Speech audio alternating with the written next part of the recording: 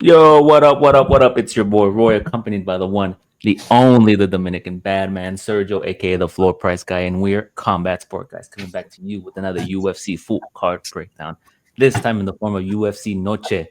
We got some featherweight action. Diego Lopes taking on the surging last of the fighting nerds undefeated fighter Gene Silva in a 5 round bout. But before we do that, let's talk about last week, UFC Paris, where the entire card nearly ended in a finish except for the main event. Ima Wolf takes down Kyle Barajo in the main event and is now the number one contender to face off Hamzat Chimaev for the middleweight championship. What do you think about that card, man? How you doing? I'm good. It was a good card. I mean, I think we landed like around 9 bets. Nice. There was a lot of parlays on Ruffy. I think Ruffy, it's not He's that old, he huh? was, yeah, I mean, he got exposed. And I'm like, well, this is the top. Now, as Connor would say, now you're with the big boys. Um, you got to It's give like what credit. it's like what I said yet last week with Barajo, right? Like similar to Protes, when you get given somebody in the top five, it's a totally different ballgame. And I think that's what happened with Hoofy and Barajo. But I'm sorry to interrupt you. Go ahead. No, it was basically good. I mean, it's just like I we talked about it off the air that it was more Rofi looking for the knockout versus actually like use setting it up. He just wanted to go Mm-hmm. in there and deliver the blow. That's why, shout out to BSD. The first thing he did to the knee, sorry, to the body, pop, then clinching, and then he goes to the corner, and you're expecting that he's gonna get good advice, and the only advice is just knock him out. Just knock him out. That tells you the inexperience, right? The corner of him. And then the captain is warming up. So Yeah. I think it was a bad decision the way the fighting nerds handle that. Like going forward, separate events. Let the captain, if Kyle's going to be the captain, let him be coaching. Yeah. Um, it was a good card overall. My favorite win was Mason Jones. We cashed in at a plus 150 live dog. I'm a little bit upset because I was trying to get a plus 900. So when he was getting battered, I knew Oki was going to gas. Yeah. And it's exactly what we said, right? Like we had picked Oki, but Mason Jones with the wrestling, it was always a possibility that he was going to wrestle. And that's exactly what he did in that first round after he got wobbled and in the second round, right? And he ultimately got the TKO finish.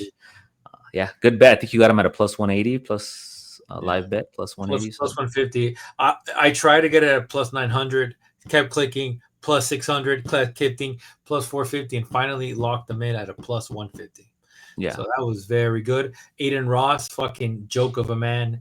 I don't know if you saw the clips, but he yeah, I put think I saw. $500,000, and the boys were saying on the internet he's doing the Jew dance. Not by me. That was he's gonna get Hmm. cashed, and then the dopamine goes down. And then he sends a DM to Mason Jones. He sent them a DM apologizing, bro.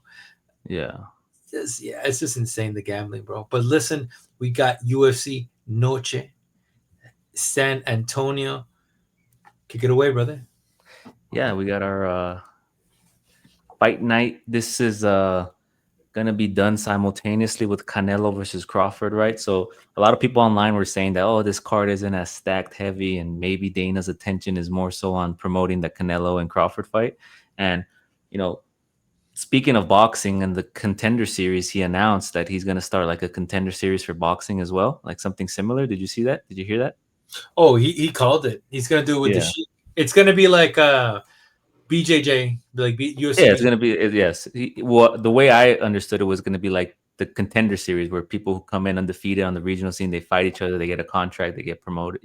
They get promoted to fight on those big cards with the Sheik. So it's gonna be interesting, man. We'll see what happens. I'm But very excited about that. yep, getting into this card, we have the Ultimate Fighter welterweight finale. Rodrigo Cezinando taking on Danil Donchenko. This fight was originally supposed to happen on one of the pay-per-view cards. I forget which one. Um, the Chimaev was supposed to be UFC Yes. 319. It was supposed to be on that card, but I believe Cezinando was injured. He had to pull out, and in comes the reschedule, right? When you look at both these fighters here, The striking advantage has to go to Donchenko. He has that precise, crisp striking. He kind of reminds me of Fiziev. He's trained out in Thailand. His grappling is decent. It's functional. It's okay.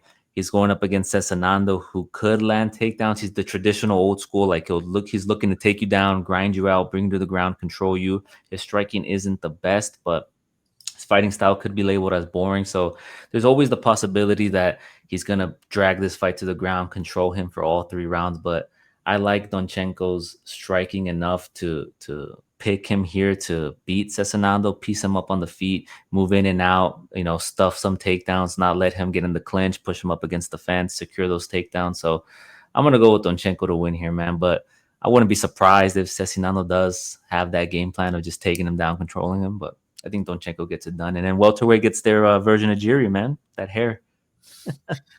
This is it's an intriguing fight. Obviously, Donchenko is the favorite at a minus 225. I don't know if the odds have him a little bit deeper. The reason why 7 out of 11 of his wins are knockouts. Let's face it, right? This guy, this guy screams to me contender series. I don't know why he did tough.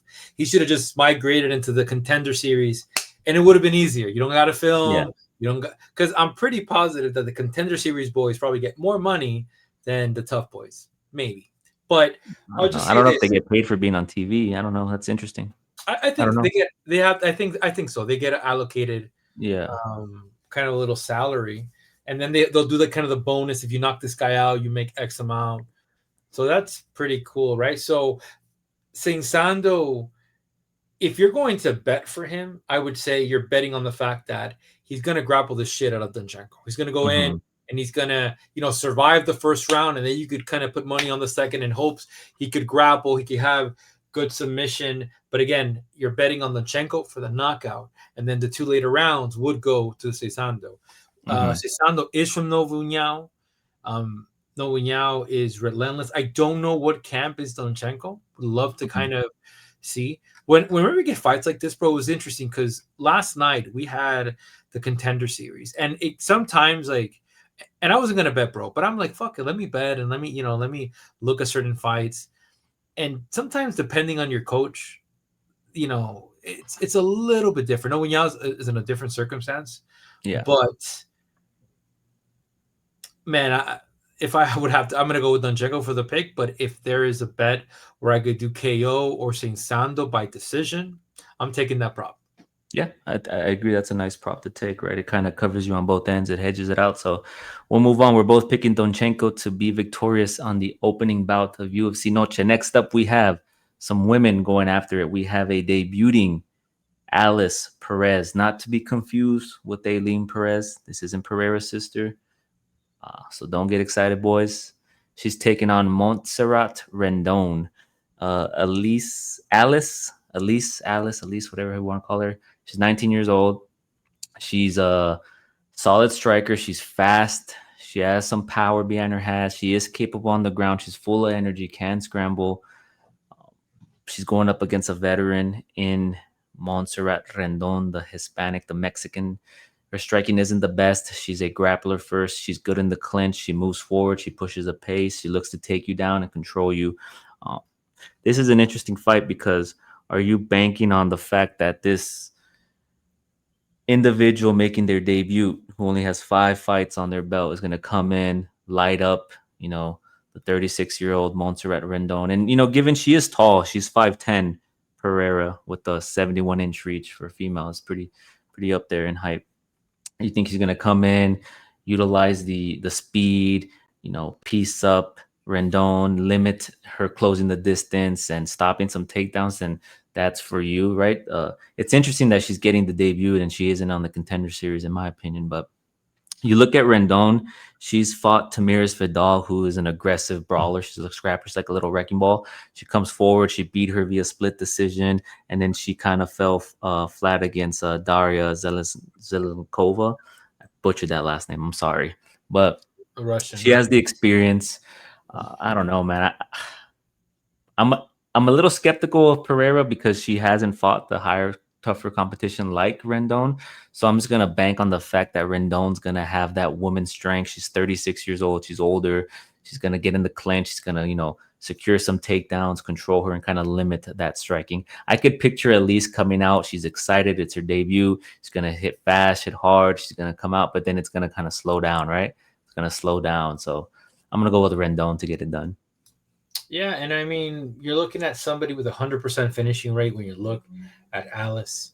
Hope it is Alice. Like it's crazy and Yeah.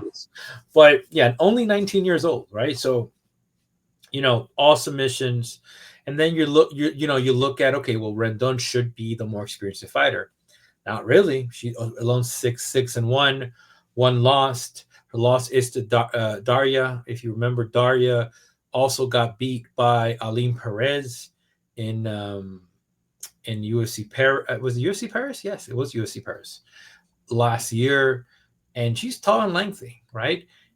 I don't know. I'm gonna go with Pereira. I think I'm gonna go with the fact that 36 and 19, it's very different. Montserrat has not shown me anything to say, hey, like she's gonna take this. She's gonna have dominance. Pereira, this Alice Pereira would become is the youngest female fighter in the UFC ever. She's the youngest. That's 19, right? That's like your boy Rosa's entering into that category when he started. And let's see. I mean, look, it's very. Yeah, I mean the takedowns, right? It's just going to depend on the takedown and fatigue.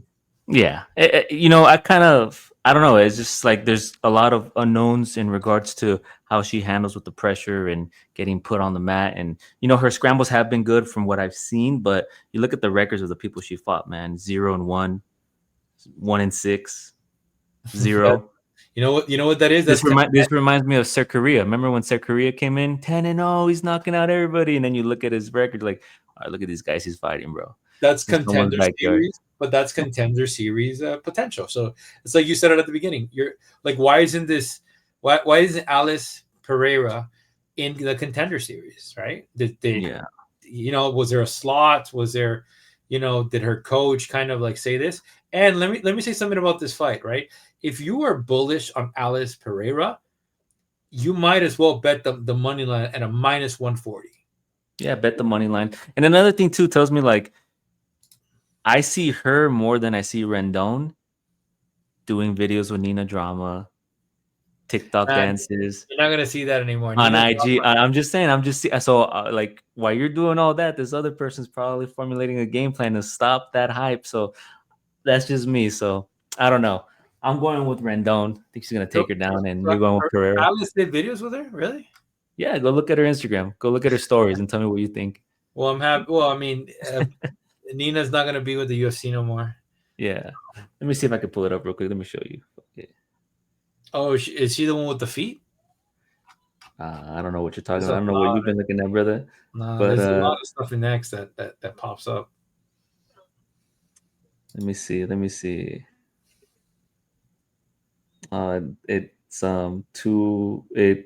went away from her story. She had it on her story yesterday. Is it this one? She's a big girl though, bro. She's tall. Look at her, man. That's my girl. Look at her, bro. She's tall, bro.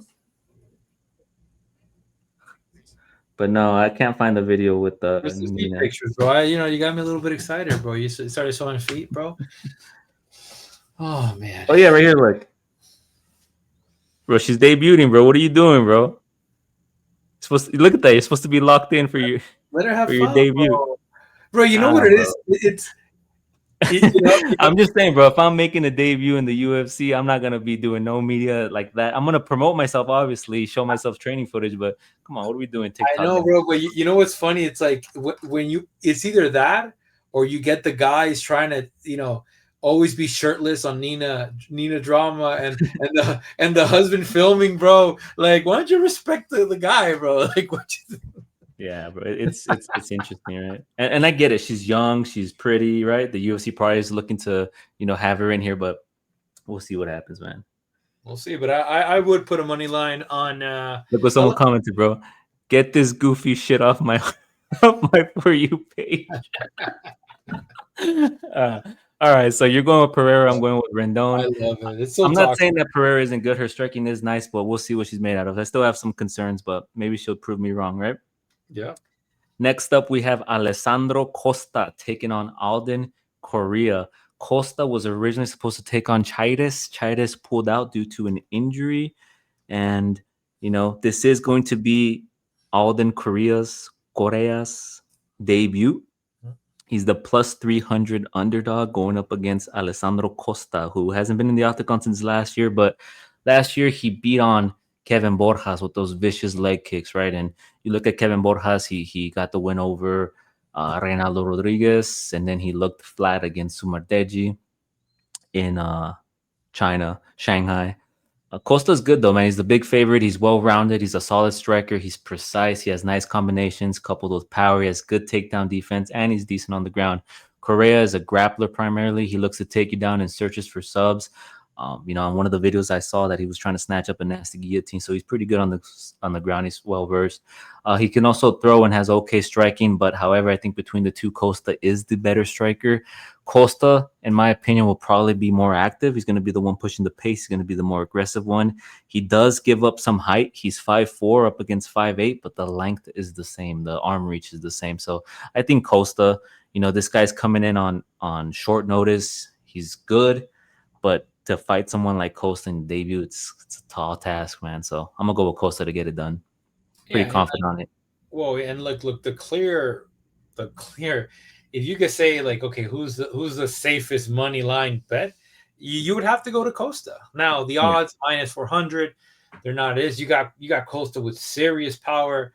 Out of his 14, wins, there's basically 8 first round finishes. So maybe the play is to gamble the first round. He takes him out. So Pereira, fought 3 months ago. The only thing I don't know, which we can find out in a bit, when was this fight? Like, when did Coria step in? I'm very kind of curious about this fight. When did he bet in? But yeah, I'm gonna say, It should tell you when Chaires withdrew on the main page, right? On so Chaires withdrew. Oh, it doesn't say the date. Yeah, they need the boys need to have that. It's very important. But I'm gonna go with Costa. I think Costa overpowers and the shuffling they did because Quang Lee was supposed to lock in with Martinez. And Martinez was supposed to lock in with Vera. Vera, right? So Carlos Vera got the stick. He got the stick.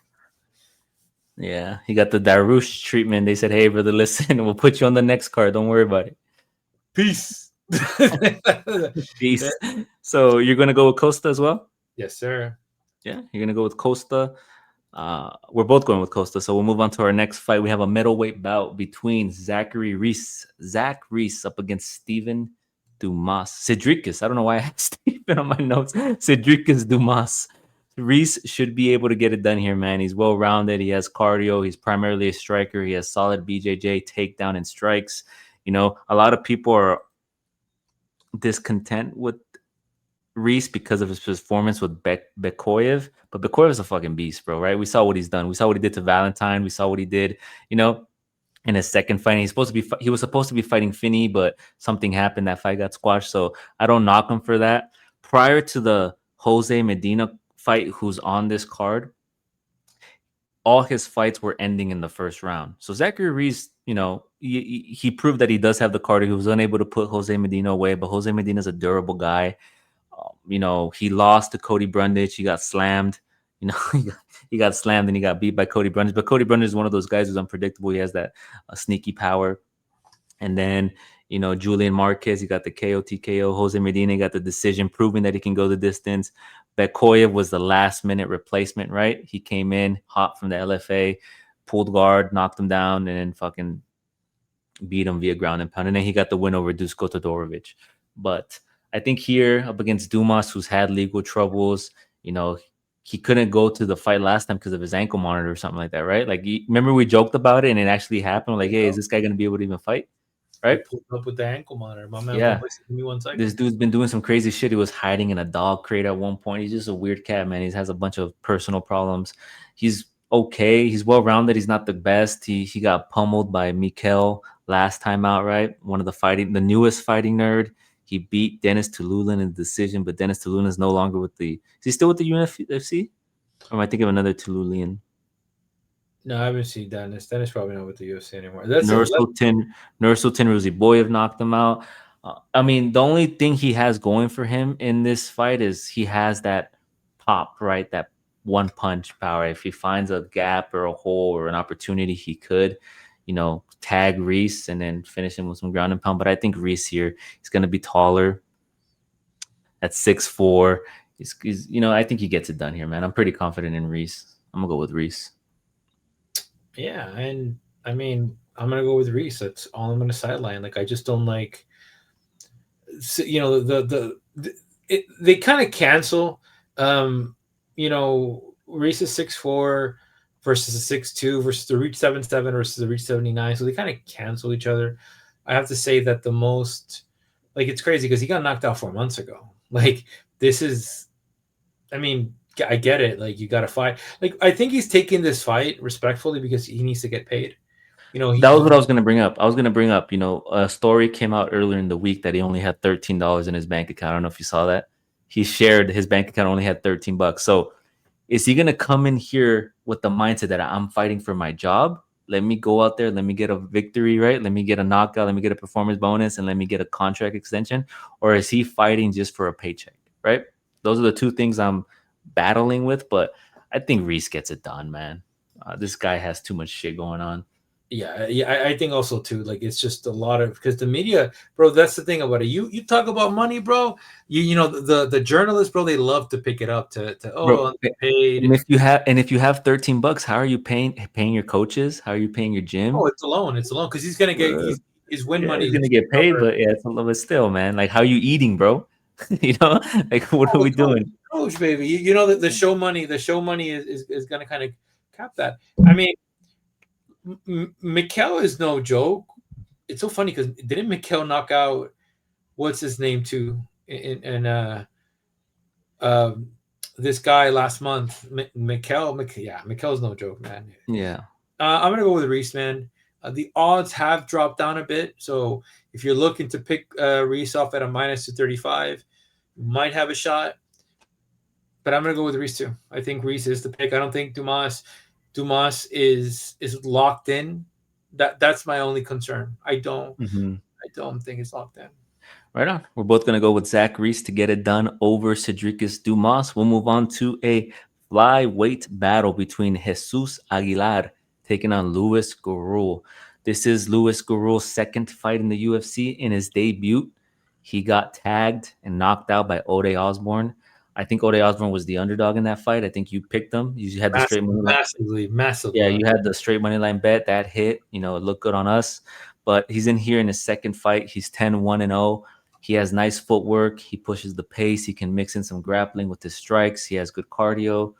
And, having your debut against Ode Osborne is tough because Ode Osborne does have some nice striking. He has some nice combinations. He always struggled with the wrestling. And I think that's why he was the massive underdog, right? Because they thought Lewis was going to take him down. And I picked Lewis for that reason, right? Because I was impressed for what I saw from him. But Yeah. got tagged on the feet, got put out. He's going up against Jesus Aguilar, who has a strong grappling background. 7 of his 11 professional wins come from submission. He constantly searches for that guillotine, constantly searches for the submission win. He's not known for his striking. He does lack volume. He doesn't throw much strikes, but he does have some power, He holds the second fastest knockout in flyweight history over, what's this guy's name? Let me see, Shannon Ross, KO TKO, overhand right. He's a tough dude. He's pretty durable. I give Gurule the advantage when it comes to wrestling and striking, but I give Aguilar the submission advantage. So, I think Aguilar as a dog here, I do like him. I think his pressure and his takedowns aren't the best, but if he's able to get this fight to the ground, or if Gurule decides, you know what, let's wrestle, the submission is always there, right? But if Gurule stuffs takedowns, comes in with a solid game plan, pieces him up, he could win a decision here. So it'd be nice to do one of those decision plays that you like, bets that you like to do, right? Gurule by decision, Aguilar by submission, or inside the distance. That'd be a nice one to do. But I'm gonna go with Aguilar as a dog here. I think he's tough. I don't think he gets put away. I think it's gonna be a good fight. Then you'll love the odds for this one because they have Aguilar sitting down at I just had it with me, a plus 190. So it's gone up. There's has been money Yeah. on Gurule. I am putting money on Gurule this time. One of the Mhm. things that you look, you gotta, the one thing we gotta respect about it is that Ode almost took out Steve Ersic. He almost took him out. Didn't get the job done. Didn't have a complete camp. I think this new version of Ode is a very different Ode. That being said, Mhm. against Gurule, the one thing that favored Ode is his length. And now, Gurule has that length advantage against Aguilar. And I think that is what the difference is. Now, Yeah. this is a contender guy that's going to get exposed by Aguilar because I don't think he does. I think Factory X has been training this guy pretty good. He's going to come in with a good game plan. I think he takes it. I think he dominates the rest and keeps him at bay. That's the thing about wrestlers, right? Like you got, man, it'd be so funny if he lands like a guillotine, shoots for a takedown. That's what Aguilar, I'm saying. Like if he decides to, if he uses his wrestling defensively, right, keeps the fight standing, he's gonna pick and pop, and get a decision win, right? But if he shoots for takedowns, and then we saw what Aguilar did against Estevam last time out, right? When they were both on the ground, he had some decent scrambles. If he finds that back, man, and slips in that arm, that's why I like that prop. Gurule by decision, Aguilar by submission or inside the distance. So I wouldn't be surprised if Gurule wins that way. That's why I said, it could happen. But as a dog for the value, I'm gonna go with Aguilar. I'm But gonna you go made a with, good point. You made a good point. I yeah, agree with I'm you. gonna go Gurule, but like a minus 235 is nothing. I mean, look, bro, I bet last night on a guy on a minus 375 that ballooned all the way up to minus 500 on Felipe Franco. And he Mhm. looked good, bro. My boy looked good, but my boy was tired at the end. So I don't expect these guys to be tired. But at a minus 230, I don't know. I would stay away from him. I don't see value at a minus. This fight should be closer than what it really is. Yeah, I would just entertain that prop, but other than that, I'll probably stay away because you don't know. There's still some unknowns, right? Because Aguilar is a tough dude. He's a tough dude. And what if But he we're on opposing ends here for the first time, I believe, right? I think we no, picked first everybody. for the second, we got Rendon and Oh yeah, Pereira. you fell in love with the lugs, huh? You fell in love with the young Brazilian prospect, huh, my boy. It's Anyway, crazy. I'm just kidding. Next up, we have some strawweights going at there. Tatiana Suarez, who just fought for the strawweight championship, is now on the prelims, brother. The UFC does you dirty like that sometimes, huh? One day you're fighting for the. I think Max Holloway said it best about Curtis Blades. One day you're fighting for the title, the next day you're on the prelims, man. You know what it is, bro? These people, bro, they don't want to they don't want to shake their ass with Nina, bro. Like, what did she get invited, bro? Is she like, what's going on? No, but respectfully, bro, it, You know what it bro. is, bro? They're mad, bro, because Suarez probably told she probably told Hunter, bro. She probably told Dana, listen, Patchy's no joke. He's no joke. Watch, give him a top five and just That's crazy. It was that she let the UFC down because if yeah, Suarez was supposed to be the. Anyways, let's go Lemos okay. versus We Suarez. got Suarez taking on Amanda Lemos. Lemos, 38 years old, is the big underdog at plus 330. When you look at Suarez, she's a pressure grappler who has good cardio. She wasn't able to impose her dominance against Wei Li in the championship bout. And she was the favorite in that fight. She didn't give up. She kept pursuing. She kept looking for that takedown. Her striking isn't the best, and her takedown entries aren't that good as well. But she does find a way to take you down if she can. Lemos, when you look at her, she's a power puncher. She has that kickboxing background. She has knockout ability and decent grappling at 59% takedown defense. However, her last time out against Yasmin Lucindo was able to secure one takedown, and she only shot one takedown, and she controlled her for a total of 4 minutes. I think against Suarez is going to shoot multiple takedowns. She's probably going to secure one of the many she's going to take down. She's going to search for and control her. I don't think she's going to want to stand and bang with Lemos. And I think she's going to win, man. And if you look at Lemos, she's been subbed before by Jessica Andrade. She had the standing arm triangle choke, and then Verna Jandiroba got the armbar in the second round. So I think Suarez here is pretty live to catch a submission if she, takes her to the ground and controls her, man. So I'm gonna go with Suarez. I'm pretty confident in her. Yeah, and I put Bounce money on back. Lemos. Yeah, I put money on Lemos in her last fight against Lucendo. An experience thing, but this is an interesting fight to see what Suarez really is at. And not only that, but it's been how many months? It's been 6-7 months Yeah, the Weili her fight. mental. I wonder what her mental is gonna be like. Like, what is she gonna come in like? You know what? I was disappointing last time. Let me have a better performance and let me get back into that top. Because now with Wei Li moving up, right? She's probably looking like Jandiroba and Mackenzie Dern. If one of those win and I get a good win here, I could fight one of those girls. Man, that's a better matchup for me. Well, Lemos is licking her lips because if imagine, well, that's why this fight would have been dope if they would have done that other fight, Mhm. right? Because Lemos has a win against Dern, right, and a And a loss loss against Jandiroba. Jandiroba, right? So she's probably Mhm. looking in versus Tatiana. Tatiana hasn't tasted those girls, and she should, right? She should. She yeah. It's interesting because Tatiana was the queen, like was the upcoming when that division was, when it was still in its infancy. Now it's Yeah. mature, right? So Yeah. I'm gonna go with Suarez here. I think Suarez has the pedigree to put her down, and that is solely based on the comparison of Lemos versus Wei Li. One of the things that Wei Li did was she controlled Lemos on Mhm. the ground. She just controlled her, handled her, and if you look at what happened with Wei Li and so Suarez did control her, but the issue was she would get back up, and then Yeah. after a while, it's like that's all you have. All you have is these takedowns. She Yeah, you're adapted. not using combinations. You're not throwing leg kicks. Not doing anything. You're just looking for the takedown. You're just looking for the takedown. So So what are we really betting on here, champ? Is that we're saying that Tatiana Suarez took 6 months to really work on her striking and her setups.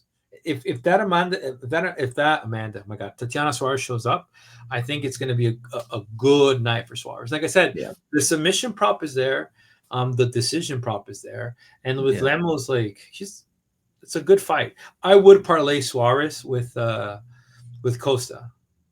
Yeah, that's the dude's pretty dangerous. But yeah, I think that's a good what are the odds for that? It, Plus it, money, I would it reckon, right? brings you to no, it brings you to a minus 150. Okay. So it's not bad. It's not bad. Like Okay. if you're grabbing the two top dogs and you're putting them together Uh-huh. and you're saying, well, they're going to dominate. It's you had one more fight that you think, and you're going to get a Mhm. plus 300. You had my boy Ralphon there, and we're doing plus You 300. had Right? my boy Ralphon, and that's a donation, brother. But listen, we'll move on. We got Claudio Puelles taking on Joaquin Neto BJJ Silva. Puelles, he's a BJJ practitioner who will pursue a takedown. Look at his last losses. He lost a split decision to Fares Ziam. And in that fight, if you look at the stats, if you watch that fight, he took him down 7 of 13 times. His pressure was there. Split decision, close fight. Dan Hooker, he got his ass kicked 2 years ago, 3 years ago. He got kicked to the body. And then, Clay Guida submitted him. And then Chris Grustemacher, he submitted him. And then Jordan Levitt, he beat him via unanimous decision. He's went up against Silva, though, who is older. He's 36 years old. He has some power. He's an explosive striker. He pushes forward. He also has solid Brazilian jiu-jitsu and grappling. He's, like I mentioned, older. He has more time in the octagon. This is an interesting fight, man, because are you banking on the fact that Joaquim Silva is going to come out, land some combinations, land some power on this cat, and put him out potentially? Or is Claudio Puelles going to come in, be a little smarter, have that IQ, take him down, kind of impose, and have those scrambles on the ground, right? It's an interesting fight. Um, he's the dog now, huh? Puelles? I thought he was the favorite. I guess money Motherfuckers came in forgot, on bro. Silva, huh? Motherfuckers forgot. Or is there an injury? Or is there an injury going on? Does my guy have an ankle injury? I Because don't know, man. I think he's been off for a year and a half, and then this guy's been off for a year and 4 months. Drakkar Close, unanimous decision. Clay Guida, unanimous decision. He won. yeah, but the Armin Clay Guida fight, Sarukian, no, he no, got beat. no, don't. I'm gonna go with Puelles. I'm not too confident, but I like how he looked against Zion, man. And we've seen how good Zion is against Mike Davis, against Matt Frivola, right? That KO he got in France, and then Mike Davis and Abu Dhabi. If he comes in like with that style, like looking for takedowns, being smart, having that IQ, I just hope he fucking tucks his chin and doesn't get tagged. So I'm gonna go with Puelles, man. Young, 29, Well, probably taking the time off and worked. yes, exactly. Calder had all these years to reflect on Dan Hooker, and also Dan Hooker was coming off multiple losses. So Yeah, you got to give him some, an up and coming guy that's not yeah. that dangerous. And well, Puelles is dangerous on the ground. He's gonna look to take this guy down, grapple, go for a couple leg locks. Mhm. Does Joaquin, and that's the thing about it. Like I mean, we got a leg specialist more than anything in our hands here. I Yeah. feel so. I like CM. I like how he did against CM. I don't think it was a split decision. I'm gonna go with Puelles here. I'm saying my guy has been training. He's gonna be the bigger fighter too. So yeah, I'm gonna go with Puelles. I think he's right now sitting at a -115. By the way, so the odds did So flip he's the favorite now. Okay, so the favorite now. typology is wrong. Yeah, so he's only been knocked out. He hasn't been submitted. So neither of these fighters have been submitted, right? Yeah. But they've both been knocked out. You have Silva, who's been knocked out 3 times, and then Puelles, who's been knocked out twice, both in the UFC. Silva got knocked out in the Hack Persat knocked him out. Ricky Glenn knocked him out. Who else? Harman Sarukian. So yeah, man. So it's gonna be an interesting fight. This is tough to call, but I'm gonna give the slight lean to Puelles. There it is.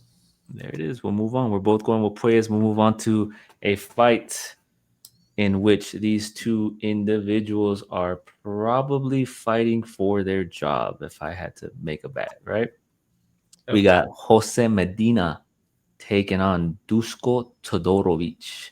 Now, Jose Medina is an interesting cat because he's one of the few people that got signed from the Contender Series for getting his ass beat. Dana White was impressed with like how durable he looks. Like, yo, this guy's gonna get signed. He's durable. He's fun.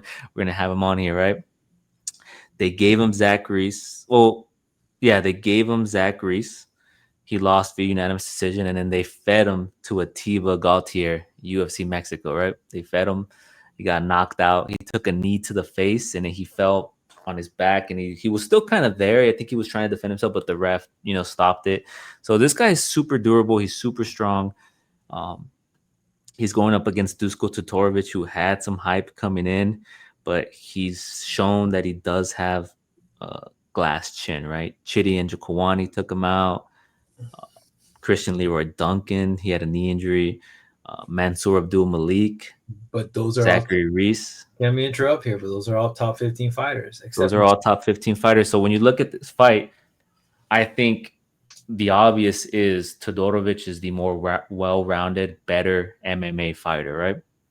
Than Medina. Medina, what he has is his durability, right? He doesn't excel anywhere. He's durable. He has forward pressure that could benefit him here. He has been working on his wrestling.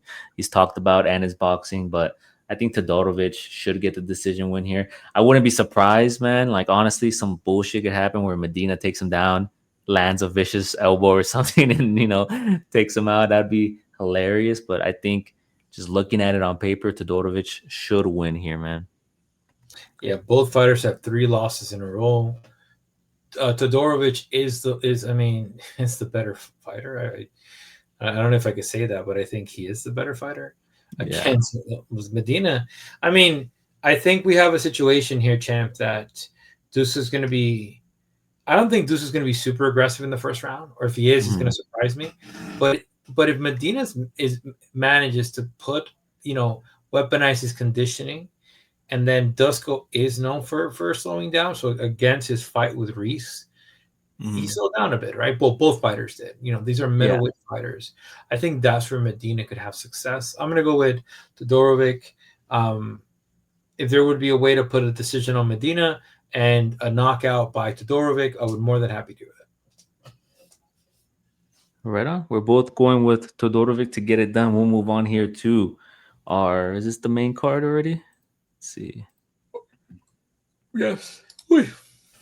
Santiago Luna. Yeah, we have our main card. We have Santiago Luna taking on Quang Lee. Quang Lee was originally supposed to fight Martinez then got slotted in to fight Rob Font, right? And then in comes in Santiago Luna via short notice.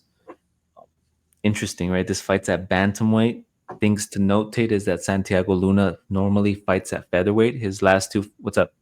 Shaking No, your no, head? no, go ahead. No, no, go ahead. Oh, Go I thought ahead. you were correcting me. Santiago Luna's last two fights were at featherweight. This one's gonna be at bantamweight, right? So concerns I have are, is he gonna make the weight?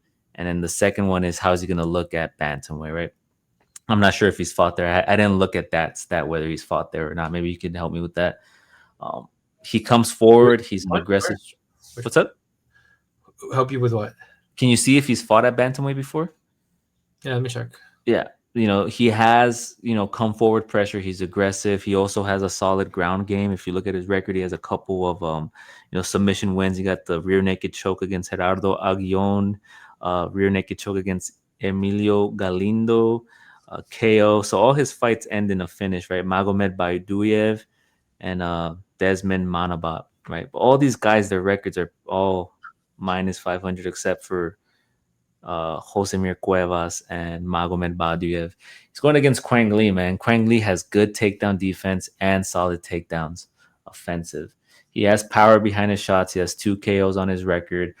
In his previous organization with LFA, he got the sub against Bolaños in his last time out. He's a well-rounded MMA fighter, right? He's fought tough competition such as Chris Gutierrez. He lost via unanimous decision, which kind of shows us that he is durable, right? Because Chris Gutierrez is a pretty good striker, right? He lands some vicious leg kicks and has some nice boxing. Um, yeah, I think Quang Lee, man. I'm gonna go with Quang Lee to get it done here. I think he's just fought the tougher competition. He's more poised, and this kid, his record looks good, but he's coming in on short notice and he's fighting at bantamweight. I don't know, man. Well, and the one thing to kind of highlight with this is that, when you come to the UFC, you know, you were a lightweight. Now you got to go. Now you got to go to. Now you got to go to, what do you call it, to bantamweight. Sometimes even to flyweight. Right. This is the level. I'm gonna take a gamble here, and I'm gonna go with Luna. I think Luna gets it done. Noche to the UFC. The UFC putting this cat on the main card to kind of showcase, hey, we're invested in this kid. Now, the short notice is a concern. The other concern would be also his conditioning, right? His conditioning. What happens if Quang Lee starts wrestling, right? It's a good decision because Quang Lee has lost a very, to guys that are good. Gutierrez is good. Chris Gutierrez Mm-hmm. is very good. Long Xiao is very good as well. And the odds are not that much. So I'm gonna go with Santiago Luna. I think he gets it done. We want to welcome to the UFC, but my boy better come sharp. My boy Do you better think? Let me ask you this: do you think they're investing in him, or they're just putting him on the main card because he's Mexican? And there in San Antonio, it's Mexican Independence Day. They have to have some Mexicans. well, they have to have some Mexicans, but I don't know if Luna is a is a product of the UFC Performance Institute of Mexico. Because So aside from Luna, the only two natural Mexicans you have are Rafa Garcia and David Martinez. yeah, Alexander Hernandez, he's American. His last name is Hernandez. Kelvin no, Gastelum. those boys were ready to duke it out. Kevin Gastelum is like part-time Mexican, part-time American. Because he loves to eat, bro. Yeah. That boy American and Mexican is So hard. so we're on opposing ends, right? You're gonna go with Santiago Luna to Yeah, but I would say like Dunn, Quang don't bet Lee. on him. Don't bet on him. But like I might, let's see what the scales look like. I want to Yeah. see how they match up when they're close together. I want to see if because I would assume Luna's coming a little bit bigger than Lee. We're gonna find out. I'm just concerned because I don't know much about how he walks around when he's not fighting. So if he's big and he has to make a big weight cut, right? Like that could affect you drastically, right? And then, fighting at bantam and then it's just those things concern me, but looking at his record and seeing what I saw, he is aggressive. He does have a good ground game. He could get it done right against Quang Lee, but at the end of the day, man, I'm gonna have to go with the experience, the tougher comp. Well, But he's in the camp of my guy Michael Morales, your boy. yeah, So let's see. Let's see. Let's see if the rub transfers. yep. Right on. We'll move on. We're on opposing ends. We'll move on to our next bout. Alexander Hernandez coming back after knocking out and derailing the hype from Chase Hooper. I gotta admit, I fell for the hype, man. I was one of those cats that, oh, Chase Hooper, man, Chase Hooper, the do rag. I was like, oh, this is gonna submit him. But The when I Tourette. saw the The initial, Tourette. when I saw the initial striking, I went, ooh, I went, this is gonna be long, bro. my boy, my boy, my boy dipping, putting his hands in the air. Just, oh, those Oh, are horrible strikes, but bro. he's sloppy, right? Like it was sloppiness. Let's be honest, it was It's sloppiness. like this cat last week, right? What's his name? The cat that fought Fakrdinov, Gustafson. I thought Gustafson was gonna come in, be smart, pick up the pressure, but what is the first thing he did? Dropped his head. No, dropped his head and started throwing these wild strikes, and Fakrdinov tagged him, man. So you can't beat technique, man. And Alexander Hernandez, he's a dynamic striker. He has good kickboxing. He's fast. He's powerful. He throws nice kicks to the body, to the leg. He has good boxing. He has a nice wrestling entries and takedowns. He has that background in wrestling. He's looked good, man. I've talked about this before. Ever since he left that gym, I forget what the gym's name was, but he joined Brandon Royval at that new gym. They both been looking good, right? And he's on a little streak here. He's like on a sneaky streak, right? He did get humbled by Donald Cerrone. You love to mention that fight, right? Because he was talking all this mess.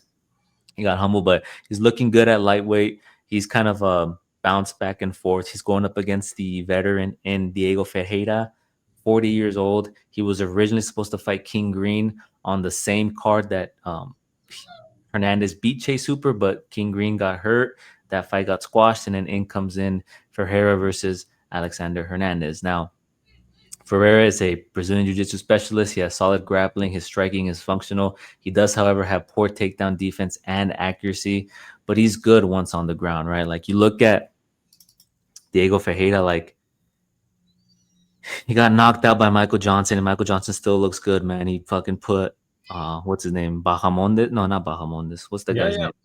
Well, the other No, guy, not Manuel the guy. Torres. Manuel No, Torres. not Manuel Torres. What's the other Mexican's name? Fuck, I forget his Sure name. was Manuel Torres. Zellhuber. He put Zellhuber on his pockets, and then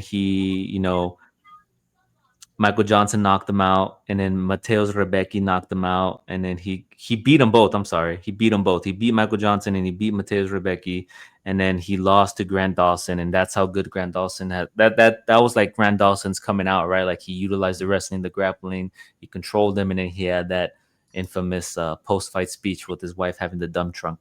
Well, I yeah, don't know if you remember that, right? I Um, remember. and then you look at Hernandez's last three, Austin Hubbard split decision, Kurt Holloway unanimous decision, and then Chase Hooper KO TKO. So yeah, man, I'm gonna go with Alexander Hernandez. I think he's gonna be too fast, too crisp. I think he's gonna attack the legs, attack the body, move in and out, maybe secure a takedown or two. Um, Not stay too much on the ground with Ferreira because he is dangerous. But I think a smart play would be for him to end the rounds with the takedown, right? End the rounds on the ground to kind of show the judges, like, because the judges look at those type of things when it comes to their criteria. So I think Hernandez has the hype, he has the momentum. I'm gonna go with him, man. I was gonna say Ferreira flip Hernandez. Now Ferreira is the favorite Really? at a minus 115. Yeah, minus 115 versus a minus 105 for Hernandez. I think Why? He Hernandez. didn't take he didn't take any damage last time out. It was quick. You know what it is that they're okay. They're probably like, well, you know, Ferreira probably has better striking than Hmm. Chase. They're banking on that, and then if you got to give somebody the takedown, you got to give it to Ferreira. But things I see 40 years old, champ. I see, um, his last two wins are pretty good. They're Michael Johnson. He knocked them out, but Michael Hmm. Johnson is 21-8. Back then was 21-18. That was like 2 years ago, a half ago. Then you got Rebecca, which Rebecca's good, right? Rebecca's good. I'm gonna go with Hernandez, man. I'm gonna go with momentum, speed, youth, the fact that the new team is clicking, right? This is a step up. Don't make any mistake about it. Hernandez is back with the top dogs, fighting with the top dogs. Yeah, I think Hernandez here, he has the youth, the momentum, the speed, the striking, advantage and then the takedown. I think that you mentioned the grappling, right? Like, yeah, Ferreira is good on the grappling once it's on the ground, right? But he does have poor takedown defense. So if Hernandez is smart and he utilizes his takedowns efficiently, should be able to get it done, man. I agree with you. I think Hernandez is the pick here. We'll move on to Kelvin Gastelum, the refrigerator, taking on Dustin Stoltzfus, your boy, man, your boy Kelvin. He's, it's crazy, man. Like when you look at Kelvin Gastelum, you think, man, this guy's been in the UFC forever. He must be 40. He's only 33, bro. Still young. Isn't that crazy? Yep. He's still young. He's going up against Dustin Stoltzfus. We'll start with Stoltzfus here. Stoltzfus, he's one of those guys that's been inconsistent, right? He has the striking, he has some pop behind his strikes, and he also has the wrestling upside. He doesn't always use it, right? Like when he got knocked out from Bruno Ferreira um, up against Marc Andre Barrios, I had chose him, and I said I think he's going to come in and utilize his wrestling. And what did he do? He ended up getting the knockout against Marc Andre Barrios. And then his next fight against Nurusultan Ruziboyev, he did get his wrestling going in the first round. I think he won the first round. And then by the second round, midway through, he looked visibly tired, right? Like he kind of gassed out, right? He wasn't able to get the wrestling going. And then Ruziboyev picked it up and he ended up winning the last two, in my opinion. So if Stoltzfus is able to put it all together, he could pose some threat to Kevin Gastelum, right? In terms of wrestling, right? Because if you look at Gastelum, like Sean Brady submitted him, got taken down to the ground there. Daniel Rodriguez, unanimous decision win, and then he lost to Joe Pfeiffer via unanimous decision. He got dropped in that fight too, right? Yep. What do we know about Kevin Gastelum? I have him in my notes. I have the fridge. He has a solid chin. He's well-rounded. He has good boxing. He has that wrestling base and background, but it's been tested, right? And he's a very durable cat. This tells me, like, this fight here screams that Kevin Gastelum should win. This is the type of fight that gets him back in the W column, right? Because he has the striking advantage, in my opinion. If his wrestling is as good as we know it is, he's going to be able to stuff some takedowns. So he should get the win here. But I do have some concerns if Stoltzfus puts it together, right? Comes in, pieces him up, gets some takedowns, some quality takedowns, utilizes that jiu-jitsu. But I don't know. I'm kind of up in the air with this fight, man. What do you got? I'm gonna go with Stoltzfus, man. Kelvin has not given me anything to say, and that's the thing, bro. Like, I look at Ferreira and I look at Kevin, and bro, there was a time where Kevin was the better fighter than Ferreira, but now I don't think he is. I think it's been a lack of motivation. There's a lot of things here, and it's hard for a fighter, man. Essentially at the caliber. Kevin, took Tyron Woodley to a split decision and made an amazing run. And, not getting on a diet has cost him a belt, if you ask me. He could have been champ at welterweight, and then, goes up into these guys, shows amazing striking. But, with age, comes, wear and tear. 33 years old, but he's been fighting since he was 18, 19 in the UFC, 20, if I'm not mistaken. He premiered in the Ultimate Fighter with John Jones season when John Jones was facing Chael, and that's over a decade ago. That's like 2020. You beat Uriah Hall though, man. Remember that? That was the Kevin Gastelum that would sprint in, ferocity. He had the eraser in his hand, right? He had the eraser. I'm gonna go with Dustin, man. I don't think we got the same Gastelum here, and also this is not the Izzy Gastelum. This Gastelum is not. It's shadows from him. Yeah, since the Izzy fight, he lost to Darren Till, Jack Hermanson, Robert Whitaker, Jared Cannonier, Sean Brady, Joe Pfeiffer. Those are all top 10 guys, though. Those are all top 10 guys, arguably. So, and then half of those fights were at middleweight, right? Jared Cannonier, Robert Whitaker. But we face an issue again where. Okay, can Gastelum take Stoltzfus down? This new version, he struggled a little bit. Like he has struggled a little. And then you add size again. Dustin is going to be the lengthier fighter here. Yeah, Dustin's gonna be. He's 6 feet. Comparison to the 5'9" Gastelum. I am, like I'm torn on this, but I think he has the reach advantage, the height advantage, and then the wrestling upside. I'm gonna side with Stoltzfus too, hoping that he puts it all together, right? Because he has been inconsistent, but I hope he utilizes that wrestling, goes back to his base, and incorporates some strikes, some ground and pound. And yeah, I think Stoltzfus. I'm gonna go with Stoltzfus. And I'm 5 out of 10 confidence. I'll say. 50, yeah, 50. and if you're gonna bestow, it's like this is a money line fight. Like you're Yeah, getting a 2x if he wins, but know that if Kevin uses his experience and comes in with the motivation, yeah. because you don't know who he's training with. Like I know his I know his eating habits and his food blocks. And bro, here's a question: does he even make weight? Is he gonna have trouble making weight at middleweight? What's the over under, brother? What's the Uh, over under? See if you well, can find those odds. I'm making fun of it, but it's at welterweight he struggles. At this way he doesn't struggle. Yeah.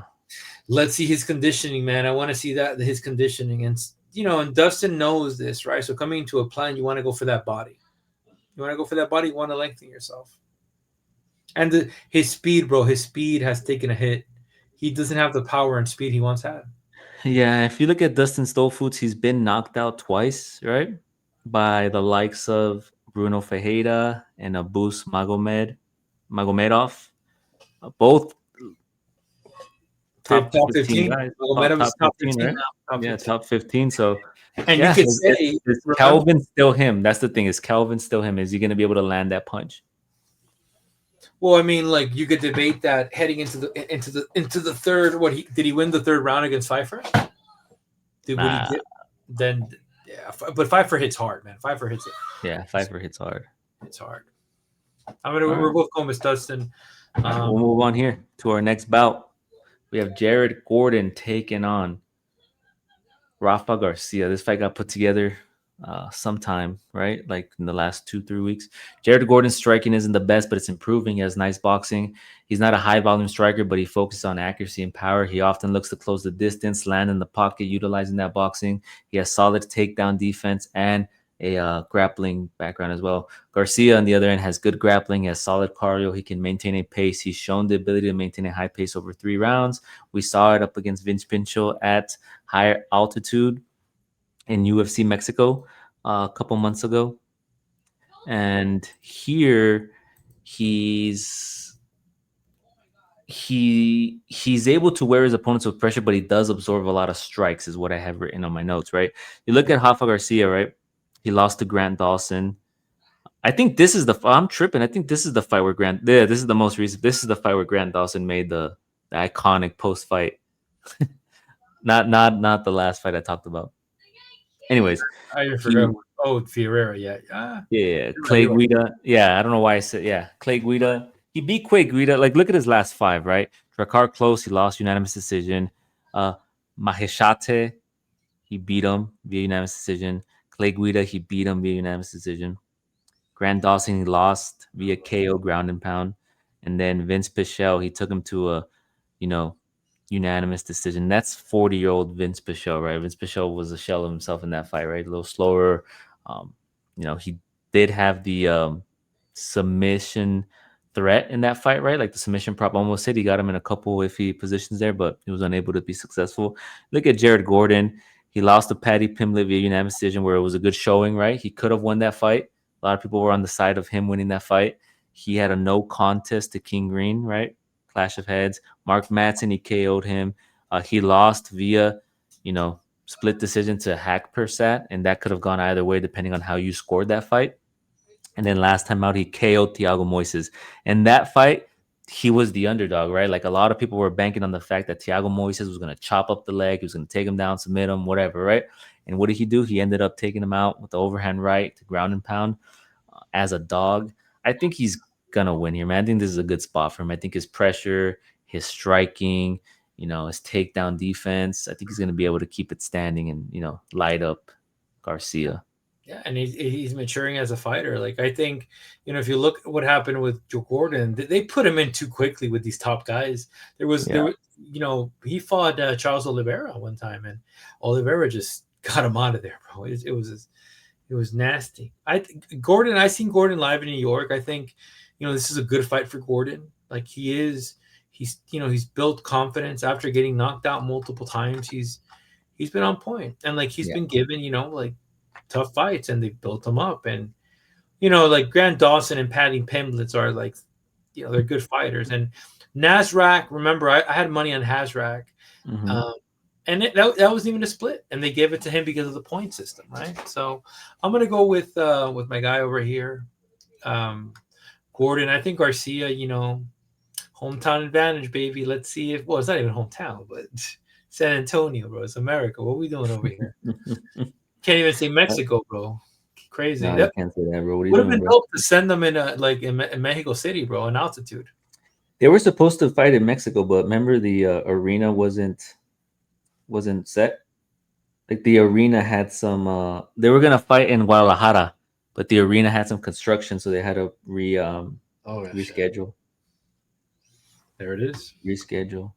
Sorry, I'm doing something So real who are you quick. going with? Gordon then? I'm going with Gordon. I think Gordon takes it here. I'm going with as well.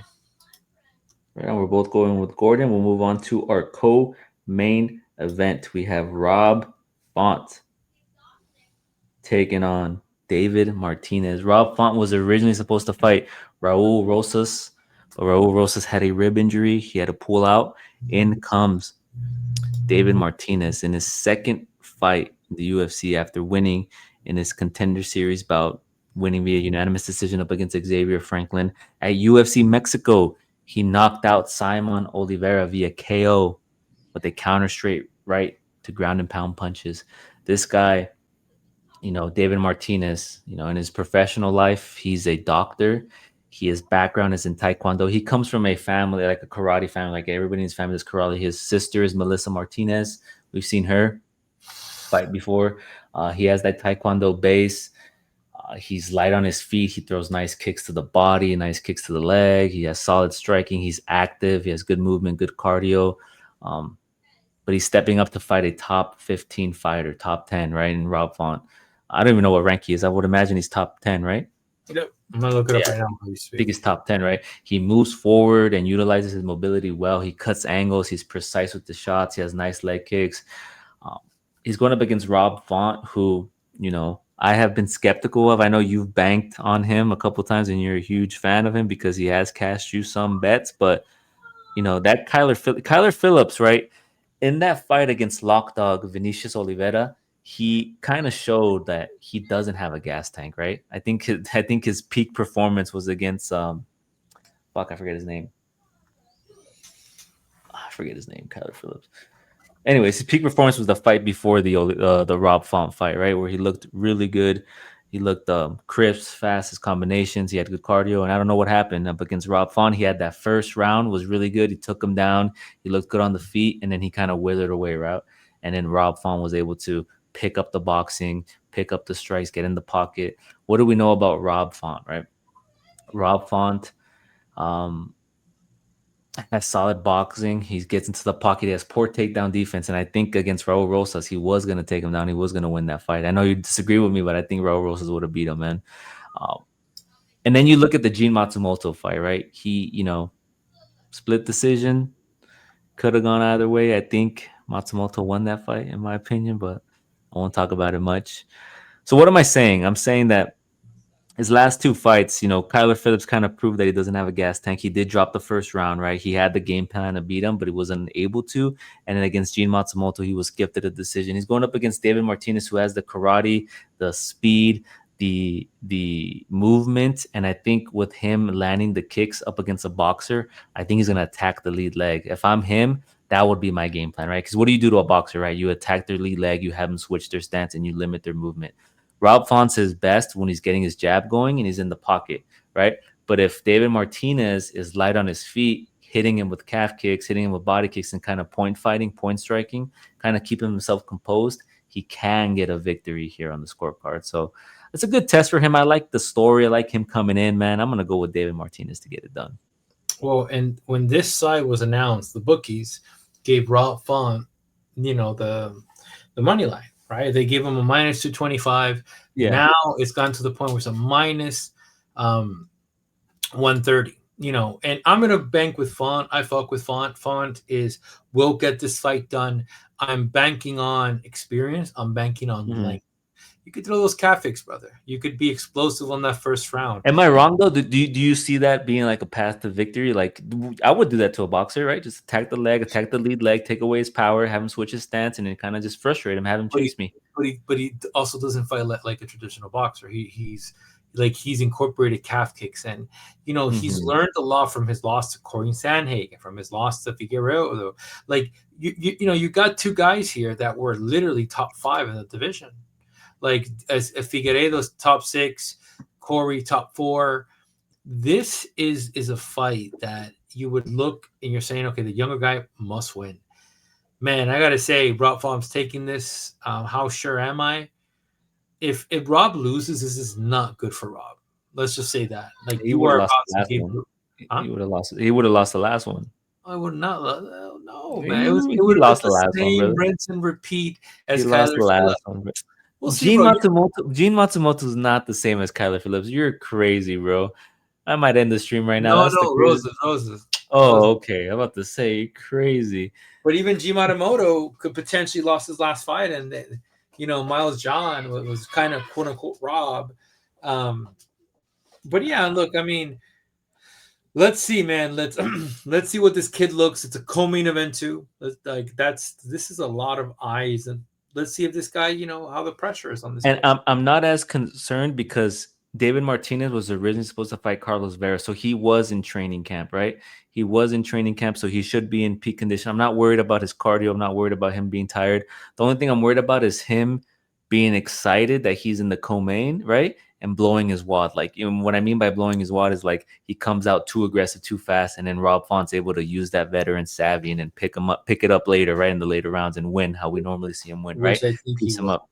Yeah. So, but this guy's a doctor, man. So that tells me he's smart academically. So if he's smart, his fight IQ should be smart too. Is kind of chop at the leg, move around, keep him moving, and then point fight him. So maybe incorporate a takedown. Who knows? Because Ralphon does have poor takedown defense, and I do believe that Raul Rosas was going to beat that man and maul him.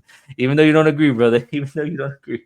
But We'll if you're move on. banking on that, then you gotta also bank that Rob Font has been preparing his takedown defense. So it's gonna be a good Yeah. fight, bro. It's gonna be a good fight. It's gonna be a good fight. But Martinez was preparing for Vera, who has good jiu-jitsu, man. So they were both preparing for the ground. That's it. Not the same. Yeah. So moving on to our main event, this fight here, I hate it. We have Diego Lopes up against Gene Silva, the number 2 ranked featherweight, up against the number 10. Lopes, what do we know about Lopes? He's well rounded, right? He comes forward, he pushes the pressure, he has solid Brazilian Jiu Jitsu. His offensive takedowns aren't the best. He's the jiu-jitsu coach at his gym. He's coming off that unanimous decision loss to Volkanovski where he dropped him in the second, but he wasn't able to capitalize. He looked a bit hesitant in that fight, in my opinion, right? He looked a little bit like maybe the lights were too bright. I don't know. He's going up against Silva, who's a dynamic, technical striker. He likes to get wild, mix things up. He fights aggressive, but he can also be unpredictable. He gets in his opponent's heads. He does the whole high five. He talks to them, right? But he's all doing that to get his reason to set up his next punch, right? Yeah. He overwhelms his opponents with speed, power. He has unorthodox techniques, and his takedown defense is good, right? We saw that against Bryce Mitchell, but Bryce Mitchell was shooting from far out. He wasn't really setting up his takedowns well, and I look at that fight with Bryce Mitchell and I think, man, this guy, like that fight was won before the actual fight, right? Like I honestly think he was in Bryce Mitchell's head, right? And I look at his record, let me just point this out because I said this on X, right? All his fights, all of Gene Silva's fights have ended within the first 2 rounds, right? He hasn't gone past the second round. And if you look at his fights in the UFC, he beat Kevin Vallejos in the Contender Series, who Kevin Vallejos is now a touted prospect, right? He got the contract. He knocked out Wesson Wilson, who your boy isn't that good. He beat Charles Jourdain via knockout, but Charles Jourdain dropped to bantamweight. So smaller guy. Drew Dober, he beat him. He came up in weight to lightweight. He beat him. The doctor stopped it because of a nasty cut. Melsik Bagdasaryan, he knocked out, but Bagdasarian has been out of competition for 2 years due to injuries, and that's something we talked about, right, when we picked Gene Silva. And then Bryce Mitchell, as I just mentioned, he was in his head before this fight. Bryce Mitchell then dropped to bantamweight, right? He's somewhat of a smaller featherweight, right? So this is gonna be his toughest competition in Diego Lopes, right? And I think styles make matchups. And the one thing I'm concerned with in this fight is the way Diego Lopes throws his hooks, right? He throws his hooks like this. And I think Gene Silva, the possibility is there for him to time when he touches his neck, to time one of the hooks and to land a shot, right? That can potentially put Diego Lopes away. But Diego Lopes is pretty strong, right? He's pretty durable. And you look at his record, right? Let's dissect his record real quick in the UFC. He has fought the tougher competition. Joe Anderson Brito in the Contender Series. A lot of people don't remember that fight. A lot of people don't talk about that fight. He was getting taken down by Brito in that fight. Where is it? The fuck's it at? Yeah, he was taken down in that fight. He won. He lost via technical unanimous. I don't even know what that means. Technical unanimous. I think there was like a headbutt or something in that fight, if I don't remember correctly, that caused it to stop. Right. He went on the regional scene. He got some losses. He got some dubs, and then he came in on short notice to fight Movsar Evlov, who is the number one contender right in a lot of people's books to fight for the title, undefeated. And then he fought Gavin Tucker. He submitted him. Pat Sabatini, who's a grappler, he knocked him out. Sadiq Yusuf, striker, knocked him out. Dan Ige, a lot of people give him crap for that fight, but I kind of don't hold it against him, right? Because it was 4 hours short notice, up 2 weight classes. And Dan Ige, for what it is, he's pretty good. He's like the middle of the top 15, right? Like he's there. Brian Ortega did not look good against Aljamain Sterling. He has not looked good since that since that Yair Rodriguez fight, right? Where Yair Rodriguez dropped him and he ended up getting the sub. But even before then, he hasn't looked too good. So he won via unanimous decision, and then Alexander Volkanovski. So he's tough. He's fought tougher competition, but Brian Ortega has not looked good. So what am I trying to say? I think styles make matchups, and I think in the build-up to the Volkanovski fight, Diego Lopes was training with the Oklahoma State wrestling team, right? And he didn't really get to incorporate his grappling in that fight, right? I think he did it more to like defend himself, right, from the takedowns from Volk. But I think if he's smart here, he won't engage with Silva early on. I think he's going to drag the fight out, and then he can kind of, point strike his way to a victory. Maybe utilize that wrestling, take him down and test him on the ground. But this is an interesting fight, man. I could see it going either way. I'm going to have to side with Lopes, though, man. I think the experience is there. I think him coming off of that fight with Volkanovski, like he saw the gaps and he saw like that his hesitancy, and he's going to come in here with a sharper game plan, man, a better game plan. And this is, Silva's first 5-round fights. Like, how's he going to look in the main event past the second round if he's unable to put Lopes out?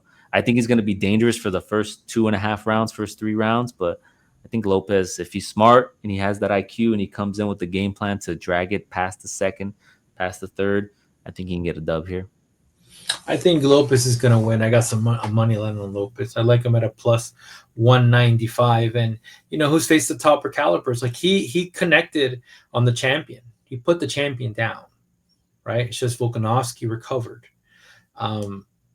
Silva has faced a lot of guys that shouldn't be there. Kevin Vallejo's very good fighter. I also think he's a bantamweight, to be very fair with you. I also kind of small, right? It's kind of small. Yeah, he's small. He will, like, if he does not find success, especially with his, because he's mostly a boxer. Like he's very boxing orientated. He will drop down to bantamweight. Now, when I look at Silva. Here's a question: is Silva the most talented fighter in the Fighting Nerds? He's currently. I said this before, right? Remember, I asked you this. Who do you think faces the most trouble in the Fighting Nerds? And you had said Carlos Prates, right? And sure enough, Carlos Prates lost the first fight. And then I said Hoofy. I think Hoofy's gonna have a tough time with the upper caliber fighters, and he lost. And I think what we've seen from Silva, what we know from Silva, is he is a very dynamic striker. He's precise and he has good counter shots, right? But as with all the nerds, we haven't seen them tested. And when they fight the top 5, it's a whole different ballgame. You're not fighting Mausik Bagdasarian, who's been out for 2 years. You get me?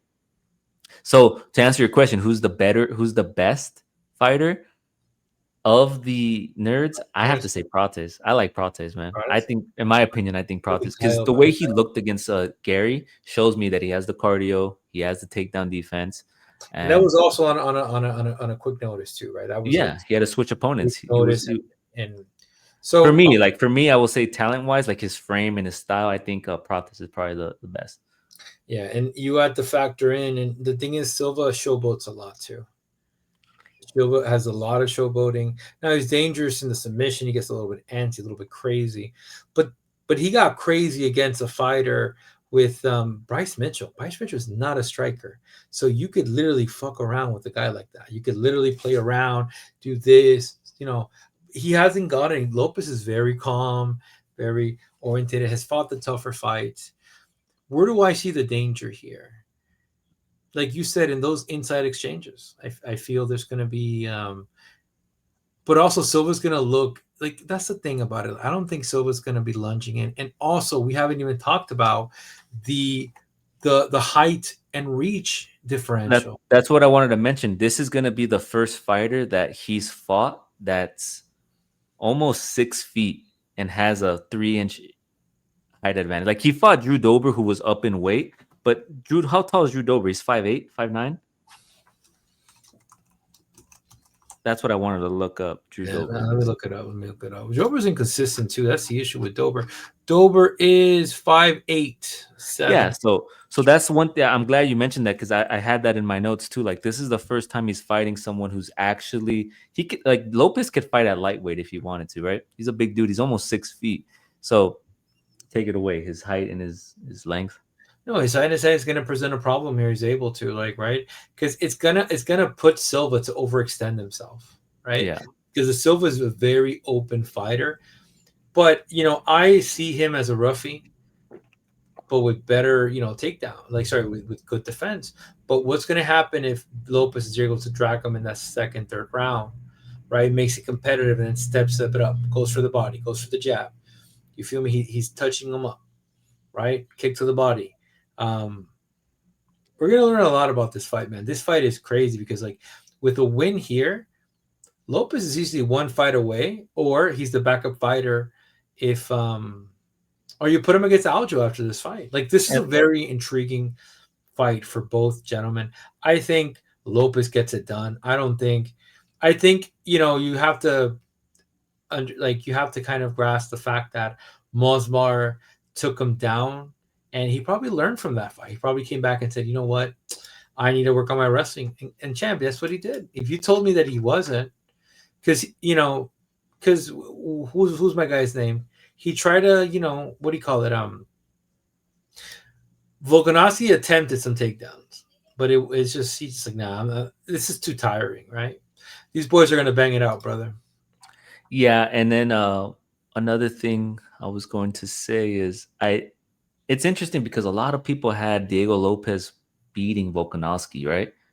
And now here they're all saying that Silva's gonna knock out Lopes, and that's a possibility. That's my big concern, right? Is that in those exchanges when he's throwing those hooks, right? Or like Cal Barajo talked about on the Usman podcast. I don't know if you saw his interview on the Usman podcast, but he talked about how they're so like analytical and they when they're fighting they plan and prep to when a fighter's going to throw a specific punch or they have a certain tendency and they time those very well. They look for those. So I'm a little concerned for when he touches his neck, if he finds that, like, oh, I'm gonna throw a head kick or something when he's touching his neck, right? Because he's not protecting himself.